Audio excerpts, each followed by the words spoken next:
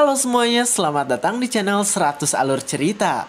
Pada kesempatan kali ini kita akan membahas Batang 99 Plus part 13.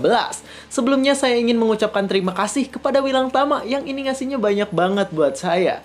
Terima kasih banyak dan terima kasih juga pada Batang 99 Plus, Ton Hungkul alias Lala The Monkey, Ikuzo, Zaki Rafael, dan setiap orang yang terus mendukung channel ini.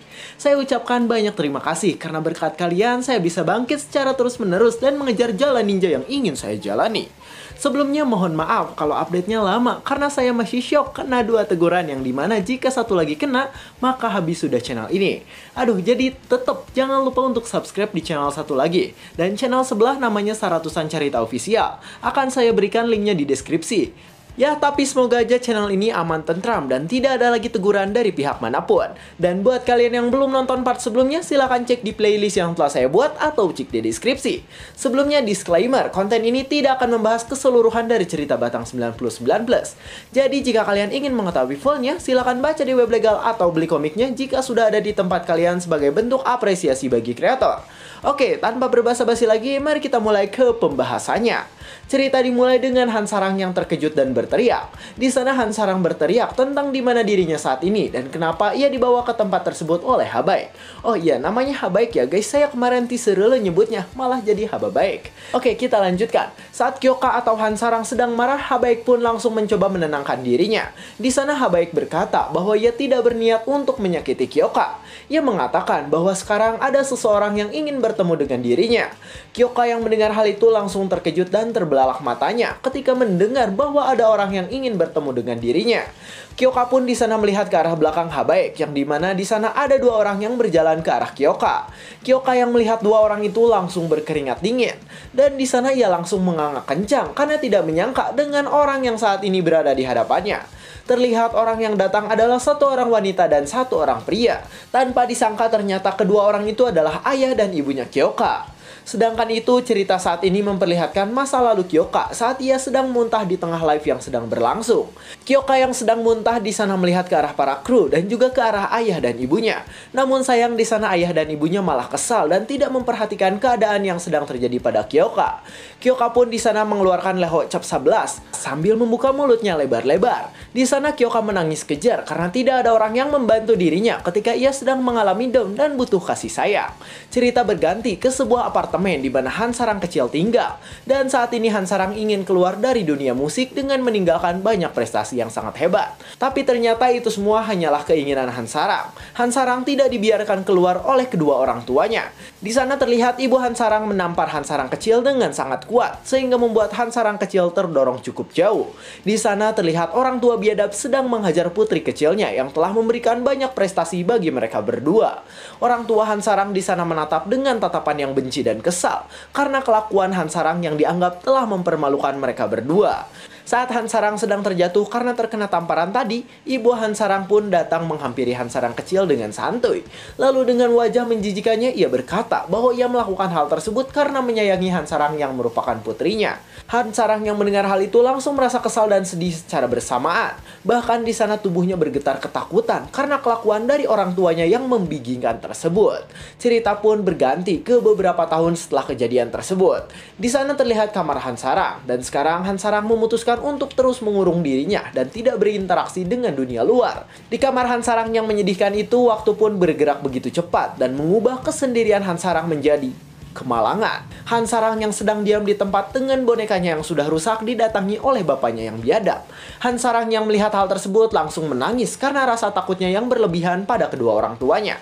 Dan bahkan yang lebih menyedihkannya lagi, mereka tidak datang berdua. Mereka datang dengan beberapa kolega yang membawa banyak uang. Terlihat kolega itu membawa ribuan dolar dengan wajah yang mengerikan. Dan entah apa yang akan mereka lakukan dengan uang tersebut.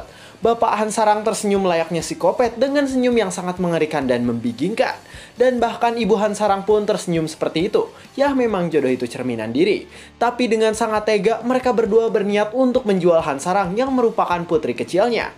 Hansarang yang melihat hal itu langsung ketakutan sekaligus sedih ketika melihat kelakuan kedua orang tuanya yang berdebah tersebut. Dengan cepat Hansarang langsung berlari keluar dan membuat para kolega yang sudah membawa uang itu langsung terkejut. Dia berlari secepat mungkin meninggalkan para manusia berdebah yang akan menjual dirinya. Dan itu adalah salah satu keajaiban yang terjadi karena Hansarang kecil berhasil kabur dari mereka semua. Kaki Hansarang di sana terluka, namun ia tidak peduli. Ia terus berlari walaupun kakinya merasakan rasa sakit yang luar biasa. Dan ternyata Hansarang kecil berlari untuk pergi ke kantor polisi. Sesampainya di sana Hansarang menangis. Di sana ia menjelaskan tentang semua perbuatan bejat yang dilakukan oleh kedua orang tuanya. Para polisi yang mendengar cerita dari Hansarang langsung terkejut dan merasa iba dengan kejadian yang menimpa Hansarang kecil. Dan pada akhirnya orang tua Hansarang pun dibawa ke pengadilan. Dan pengadilan langsung memberikan mereka berdua hukuman. Orang tua Hansarang pun langsung berteriak ketakutan ketika mengetahui bahwa sekarang mereka berdua akan dijebloskan ke balik jeruji besi yang dingin. Mereka berdua mencoba membela diri, tapi itu semua percuma karena polisi berhasil menemukan bukti dari perlakuan mereka pada Hansarang. Sedangkan Hansarang sendiri di sana mengalami kerusakan mental yang sangat parah karena kelakuan orang tuanya yang biadab. Hansarang menunduk dengan tatapan yang sangat kesal dan sedih. Di sana ia mengalami trauma yang mendalam. Hansarang ingat dengan kedua orang tuanya saat mendatangi dirinya yang sedang bersedih di kamar sendirian. Dan kata-kata yang terdengar dari kedua orang tua biadab itu adalah, "We love you." Dan karena itulah Hansarang mengalami trauma. Ia trauma dengan yang namanya kebohongan. Setelah kejadian tersebut, Hansarang kecil pun sekarang tumbuh dewasa. Tapi tetap saja ia memilih tidak keluar rumah dan hanya menghabiskan waktunya di depan komputer. Di sana Hansarang menghabiskan waktunya dengan bermain komputer dan bermain game online untuk menghilangkan kejenuhannya. Dia menghabiskan banyak waktunya di kegelapan dengan cahaya komputer dan hal itu membuat dirinya harus menggunakan kacamata. Dan karena kenangannya di masa lalu yang menyedihkan, Kyoka pun harus terus menggunakan kacamatanya agar ia tidak mengalami anxiety atau gangguan kecemasan. Dan hal yang membuat Kyoka bisa bernyanyi lagi adalah dengan datangnya seseorang di dunia game yang ternyata itu adalah manajer dari Kyoka. Sedangkan di Chrono Life saat ini terlihat Kyoka sedang melihat kedua orang tua biadab yang membuatnya mengalami trauma dan luka yang sangat mendalam.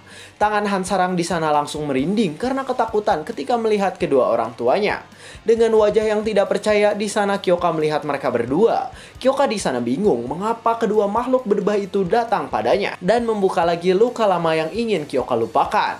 Di sana orang tua Kyoka pun mengatakan bahwa mereka melihat Kyoka di sebuah artikel. Dan artikel itu memberitahu bahwa Kyoka sedang bermain Chrono Life. Jadi mereka pun memutuskan untuk bermain game dan bertemu Kyoka. Kyoka di sana bingung karena seharusnya Kyoka sulit ditemukan walau di dalam game. Tapi orang tuanya menjawab bahwa mereka bisa menemukan Kyoka dengan bantuan Habaek. Habaek yang mendengar hal itu langsung tersenyum ke arah mereka. Di sana ia berkata bahwa itu tidaklah seberapa dan sekarang ia akan pergi agar Kyoka dan orang tuanya bisa mengobrol lebih lama. Habaek pun pergi dan sekarang tersisa kedua orang tua Kyoka dan juga Kyoka yang sekarang sedang merasa ketakutan pada mereka berdua. Ibu Kyoka di sana tersenyum dengan manis. Ia berkata bahwa ia sangat senang bisa bertemu dengan Kyoka walaupun hanya virtualan saja. Sambil memandang Kyoka di sana mereka berkata bahwa dunia sangatlah kejam karena ternyata orang tua bisa dihukum oleh anaknya. Ya iyalah, ini orang tuanya yang salah. Kyoka yang mendengar hal itu langsung kesal dan berkeringat dingin. Kyoka di sana menggertakkan giginya, tanda ia sangat kesal dengan kedua orang tuanya yang sangat berdebah tersebut. Dengan wajah yang sangat kesal di sana Kyoka berkata, apa yang orang tuanya inginkan, karena jika itu tidak penting maka ia akan langsung logout saat itu juga. Dengan cepat orang tuanya langsung berkata bahwa mereka ingin meminta maaf pada Kyoka. Ketika mendengar hal itu, bola mata Kyoka langsung mengecil karena terkejut dengan ucapan tersebut. Di sana orang tua Kyoka berkata bahwa mereka merasa bersalah telah berniat menjual Kyoka di masa lalu. Dan saat ini mereka menyesal telah melakukan hal tersebut pada Kyoka. Dengan senyum dipaksakan, orang tua Kyoka berkata bahwa mereka ingin meminta maaf. Dan mereka ingin semuanya kembali normal seperti dulu, di mana Kyoka dan orang tuanya bisa hidup dengan bahagia. Bahagia pala bapak kau. Kyoka sendiri di sana langsung terdiam ketika mendengar perkataan dari orang tuanya yang sangat membingungkan tersebut. Sedangkan di sisi lain terlihat Habaek sedang memperlihatkan roti sobek miliknya bersama dengan elang besar di belakangnya. Tiba-tiba di sana elangnya ngorejat ketika merasakan sesuatu yang datang. Di sana elang itu memberitahu bahwa ada seseorang yang datang ke arah Habaik dan elang tersebut. Habaik sendiri di sana langsung menarik nafas dan tersenyum kecil. Di sana ia tidak menyangka karena sudah ada orang yang datang pada dirinya dengan cepat. Dan ya, seperti yang kita duga, yang datang adalah sang pangeran Batang yang datang untuk menjemput putri sekaligus kapten kesayangannya, yaitu Kyoka. Habaik di sana mengatakan bahwa tempatnya sekarang adalah tempat yang sangat rahasia. Jadi ia kagum dengan Jiwo karena bisa menemukan tempat tersebut. Ia mengatakan bahwa Urus pasti yang memberitahu tempat tersebut. Sambil berdiri di depan elangnya, Habaik berkata bahwa dirinya dan Urus sama-sama monster. Jadi mereka bisa mengetahui satu sama lain. Saat Habaik sedang menjelaskan, tiba-tiba Jiwo memasang wajah bingsitnya. Di sana ia berkata bahwa ia tidak ingin mendengarkan perkataan Habaik. Jiwo mengatakan bahwa ia sekarang ingin balas dendam karena Habaik pernah menyerang dirinya. Saat mendengar perkataan Jiwo, di sana Habaik langsung membuang nafas dan tersenyum kecil sembari mengangkat tangannya ke atas. Di sana Habaik menjentikan jarinya seperti akan melakukan sesuatu. Dan benar saja, di sana elang Habaik berteriak dengan sangat kencang sehingga mampu mengguncang tanah yang berada di sekitarnya. Elangnya pun di sana terbang ke atas langit sambil memperhatikan Jiwo dan Habaik yang berada di bawah. Sedangkan Habaik sendiri di sana memperhatikan Jiwo yang sekarang sedang berada di hadapannya dengan gagah berani. Saat melihat buwung besar tersebut, Jiwo langsung bersiap dengan tongkatnya agar bisa menghantam babatok buwung tersebut dengan sekuat tenaga. Namun tiba-tiba di sana ia terbelalak seakan tidak percaya dengan apa yang sedang ia lihat saat ini. Di atas langit saat ini terlihat dua burung besar sedang terbang dengan ukuran dan bentuk yang sama persis. Jiwo yang melihat hal itu langsung memperhatikan dengan seksama buwung yang sedang terbang tersebut dengan kedua bola matanya. Di sana ia mengucek matanya karena ditakutkan ia salah melihat burung tersebut atau matanya sedang terhalang oleh beberapa ciluh yang nempel di pinggiran. Namun saat ia membuka matanya kembali, ia semakin bingung dengan apa yang ia lihat saat ini.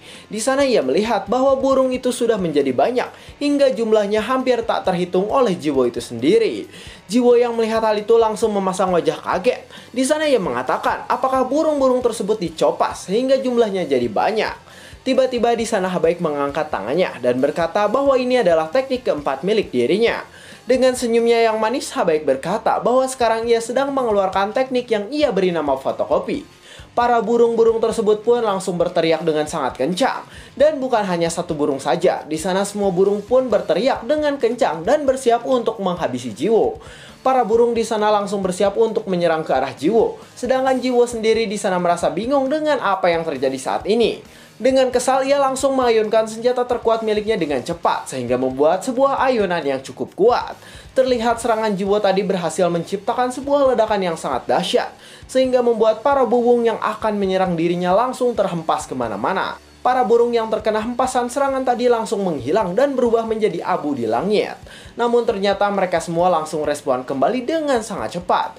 Jiwo yang melihat hal itu langsung terkejut dan bingung. Ia bingung dengan apa yang sebenarnya terjadi saat ini. Dengan wajah yang cukup ketakutan, Jiwo bertanya tentang apa yang dilakukan oleh Habaik. Lalu Urus langsung menjawab bahwa sekarang Habaik sedang mengeluarkan skill empatnya yang bernama fotokopi. Dengan wajah kesal gemoynya, Urus berkata agar Jiwo berhati-hati karena sekarang Habaik sedang mengeluarkan indera ke-8 miliknya. Jiwo yang mendengar indera ke-8 langsung bingung. Ia bertanya apa maksud dari indera ke-8 tersebut. Urus sendiri di sana langsung menjawab bahwa indera ke-8 adalah tingkatan level kekuatan milik Habaik. Dan indera pertama dan ke-8 milik Habaik memiliki kekuatan yang berbeda. Urus mengatakan bahwa beberapa waktu lalu Habaik berhasil mengeluarkan indera ke-8 miliknya, dan itu membuat serangan Jiwo terpantul sepenuhnya. Jiwo pun langsung menjawab bahwa skill Habaik yang seperti itu sangatlah tidak ngotak. Urus yang mendengar hal itu langsung memasang wajah aneh. Di sana ia berkata bahwa Jiwo tidak ngaca, karena sebenarnya orang yang memiliki kekuatan tidak ngotak adalah dirinya. Lalu Urus pun di sana mengatakan bahwa Habaik wajar memiliki kekuatan yang tidak ngotak. Sambil memperhatikan Habaik yang sedang bersama dengan elang-elangnya, Urus mengatakan bahwa Habaik adalah bos monster yang memang harus dikalahkan oleh para user. Habaik sendiri di sana langsung tersenyum, tetapi walaupun ia tersenyum, ia tetap mengeluarkan aura mengerikan dari dalam dirinya. Jiwo pun di sana berkata bahwa Chronolife sangatlah lucu, karena bagaimana bisa ada seorang monster yang berjalan-jalan layaknya manusia. Saat Jiwo sedang berpikir banyak hal, tiba-tiba ada salah satu burung besar yang menyerang dirinya, sehingga ia terkejut dan terdorong beberapa meter ke depan. Jiwo di sana berteriak terkejut karena dirinya diserang oleh burung tersebut dengan tiba-tiba dari belakang. Para burung besar itu pun langsung bersiap untuk mengeluarkan skill debus dari dalam mulut mereka masing-masing ke arah Jiwo. Mereka pun langsung mengeluarkan skill debus tersebut ke arah Jiwo secara berturut-turut dan bersamaan. Jiwo yang terkena serangan tersebut langsung terbakar di antara banyaknya burung-burung yang tadi menyerang dirinya. Jiwo berteriak kesakitan karena serangan itu benar-benar panas dan membuat dirinya terluka cukup parah. Di antara panasnya serangan dari burung-burung itu, Jiwo langsung memasang wajah yang sangat kesal. Di sana ia berkata bahwa Habaik benar-benar membuatnya takut dan kesal. Jiwo di sana langsung mengeluarkan tongkat kematian milik dirinya yang sangat overpower itu. Lalu dengan cepat ia mengeluarkan skill Continuous Cut sehingga bisa membuat sebuah serangan yang ledakannya terasa hingga keluar alam semesta. Debus dari para burung tadi pun akhirnya menghilang setelah terkena serangan Jiwo yang membingungkan tadi. Habaik yang melihat hal itu langsung tersenyum kecil ketika melihat Jiwo berhasil mengalahkan burung-burungnya. Dengan senyum manisnya itu, Habaik berkata bahwa serangan Jiwo itu percuma. Ia mengatakan bahwa dirinya bisa mengcopy burung-burung itu sehingga mereka akan terus-terusan muncul. Langit pun di sana bersih setelah terkena hantaman yang tadi Jiwo lancarkan. Tapi itu semua ternyata sesuai dengan ucapan dari Habaik. Para burung mulai muncul kembali dan mereka langsung bersiap untuk menyerang Jiwo lagi. Jiwo sendiri di sana langsung memperhatikan burung-burung tersebut. Di sana ia melihat bahwa burung itu malah terus bertambah banyak dan tidak habis-habis. Jiwo dengan penampilan super mythical epicnya langsung berkata, apakah ini adalah sebuah kebenaran yang nyata? Lalu dengan wajah psikopatnya, Jiwo mengatakan bahwa sekarang ia akan menghantam kaca yang dimiliki oleh Habaik agar burung-burung itu tidak muncul lagi. Habaik yang mendengar dan melihat Jiwo seperti itu langsung menyipitkan matanya dan tersenyum kecil. Jiwo pun langsung mengangkat tongkatnya dan bersiap dengan sepenuh tenaga untuk menghantam burung milik Habaik. Di sana ia langsung mengeluarkan teknik Continuous Cut sehingga membuat sebuah ledakan yang sangat dahsyat. Para burung elang itu langsung hilang seketika ketika terkena serangan Jiwo, tapi mereka terus muncul kembali dan langsung bersiap untuk menyerang Jiwo kembali. Jiwo pun langsung mengeluarkan sabetan tongkatnya secara terus-menerus dengan mengerikan. Para burung di sana langsung musnah ketika terkena serangan yang dilancarkan oleh Jiwo. Jiwo sendiri di sana terus mengeluarkan skill Continuous Cut-nya dengan cepat dan juga kuat. Para burung benar-benar terbakar habis ketika terkena serangan yang dilancarkan oleh Jiwo. Jiwo sendiri sebenarnya merasa lelah ketika terus melakukan serangan kepada burung-burung itu. Tapi ia terus melakukannya sehingga para burung terus terbabat habis ketika baru saja hidup. Di sana Jiwo terus melakukan serangan yang sangat membingungkan sehingga serangan-serangan miliknya pun terasa hingga keluar alam semesta. Tanpa disangka kaca yang dimiliki Habaik pun di sana retak ketika Jiwo terus-menerus menyerang burung-burung milik dirinya. Habaik yang melihat kaca yang menyimpan kekuatannya retak langsung terkejut dan berkeringat dingin. Ia tidak menyangka karena Jiwo ternyata sangatlah kuat. Sambil memperhatikan kacanya yang semakin hancur, Habaik mengeluarkan banyak keringat dingin di tubuhnya. Jiwo pun di sana langsung mengarahkan tongkatnya ke arah wajah Habaik yang sedang ketakutan karena kekuatan milik Jiwo. Sambil tertawa kecil, di sana Jiwo berkata bahwa sekarang kaca yang menyimpan kekuatan Habaik mulai retak sedikit demi sedikit.